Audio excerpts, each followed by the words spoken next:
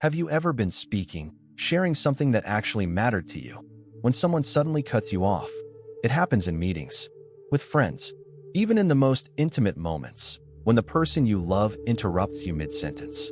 The real question is, how do you respond?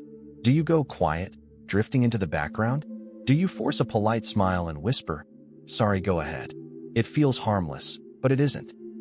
Because every time you surrender that moment, you are teaching the world exactly how much, or how little, your voice deserves to be heard. And here's the truth. This isn't just about interruptions. It's about power, presence, respect. Today I'll show you something timeless. 3 simple words that stop interruptions instantly. 3 words used by Marcus Aurelius, Seneca, and Epictetus. Words so calm, so deceptively simple, yet powerful enough to silence a room and pull every eye back to you. Stay with me until the end, because once you learn these words, you will never struggle to be heard again. And if you care about mastering yourself, becoming unshakable in a noisy world, take a moment now to subscribe. This is the Stoic habit, and here, we grow stronger together. So what are these 3 words? Let's begin with the first. But before we do, we need to understand why. In Stoic philosophy, language has always been tied to power. Part 1. Words and power. The ancients knew this well. The Romans believed words could build an empire. A single promise could start a war. One calm command at the right moment could save thousands of lives. Seneca wrote to Lucilius, "Brevity and calm in speech carry more force than the loudest cries of the crowd." Not noise, not volume, calm authority. And nothing has changed. Power no longer lies in shields or swords. It lies in how you speak. In a meeting, if you can't hold attention, you'll be ignored. In a negotiation, if you can't hold your ground, you'll be dismissed. Even in relationships, if you can't steady your voice, you'll be overlooked.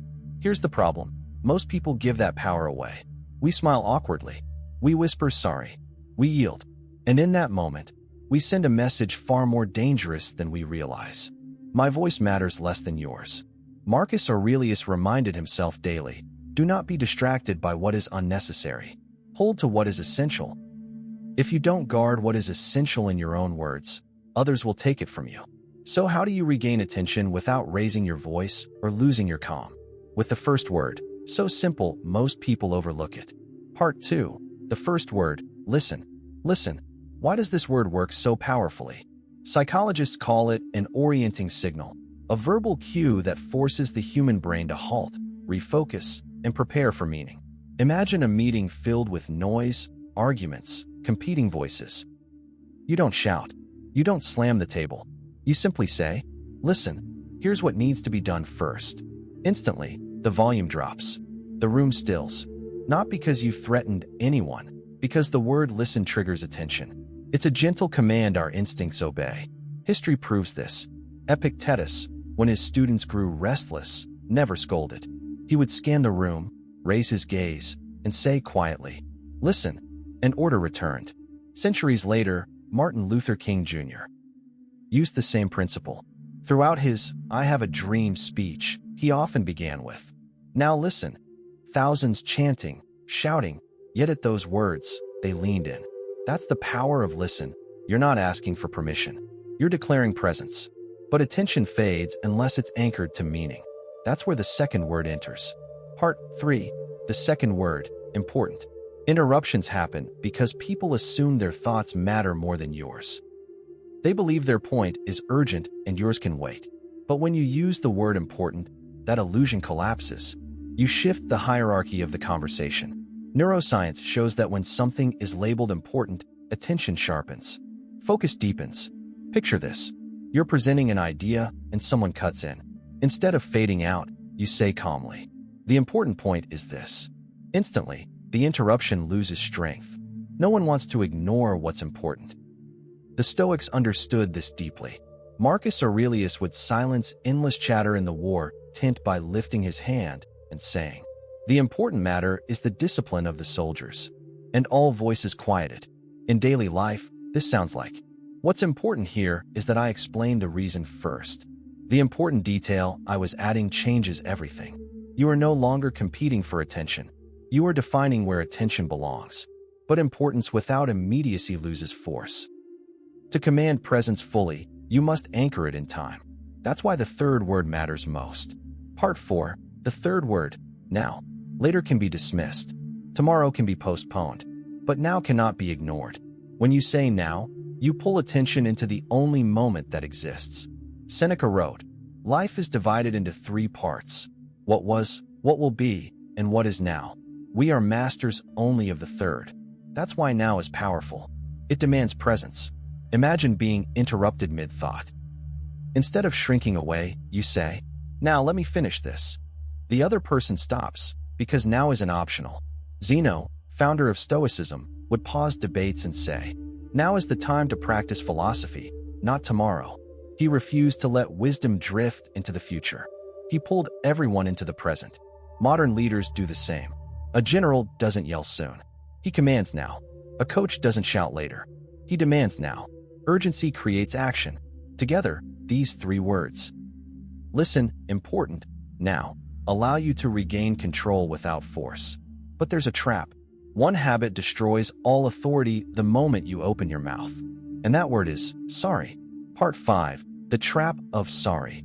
Think of how often you've done this. You're interrupted, and without thinking, you say, "Sorry, go ahead." It feels polite, safe, but it's far from harmless. Because in that moment, you are not just apologizing. You are asking permission to exist in the conversation. You're telling the other person their words are worth space while yours can be brushed aside. Epictetus warned, "No one can diminish you without your consent." And when you offer sorry, you are giving that consent. At work, someone interrupts your idea. You reply, "Sorry, continue." Your influence disappears instantly. At home, you share something personal. Your partner cuts in. You whisper, "Sorry, please finish." You've just said, "My feelings matter less." Repeat this enough, and people believe it. Not because they're cruel, but because you trained them to. The Stoics taught that authority isn't forced, it's embodied. Calm is powerful, but calm surrender is not. So what's the alternative? There is one phrase, short, simple, Stoic, that keeps your authority intact. Part 6. The Stoic alternative. Listen, there's more. If sorry is the trap, this is the escape. Listen, there's more. Imagine a meeting. You share an idea. Someone jumps in. Instead of shrinking, you lift your gaze and say, "Listen, there's more." The interruption stops cold. Because you've declared completion hasn't happened, and what remains has weight. Imagine it with friends. You open your heart. They cut you off. You lean in gently and say, "Listen, there's more." They stop. They refocus. You've reminded them. Your words aren't noise. They're substance. Even in marriage, where interruptions often come from comfort, not disrespect, this phrase reshapes the dynamic.